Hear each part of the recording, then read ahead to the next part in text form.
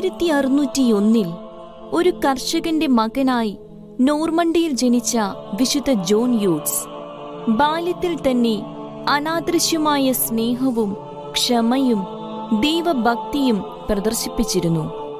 14-ാം വയസ്സിൽ ഈശോ സഭയുടെ കോളേജിൽ പഠനമാരംഭിച്ച ജോൺ 1625 പൗരോഹിത്യം സ്വീകരിക്കുകയും 1631 പ്ലേഗിൽ രോഗികളെ ശുശ്രൂഷിക്കുകയും തീക്ഷ്ണമായ സുവിശേഷ പ്രസംഗങ്ങളിലൂടെ നിത്യസത്യങ്ങളിലേക്ക് അനേകരെ ആകർഷിക്കുകയും ചെയ്തു.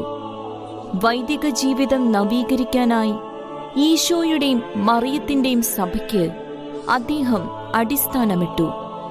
ആ നാളുകളിൽ ജീവിക്കാൻ മാർഗമില്ലാതെ വേശ്യാവൃത്തിയിലേക്ക് നയിക്കപ്പെടുന്ന സ്ത്രീകൾക്ക് അഭയം നൽകാനായി അഭയമാതാവിന്റെ സഹോദരിമാരുടെ സഭ സ്ഥാപിച്ച അദ്ദേഹത്തിന്റെ തിരുഹൃദയ ഭക്തിയും വിമലഹൃദയ ഭക്തിയും അനന്യസാധാരണങ്ങളായിരുന്നു.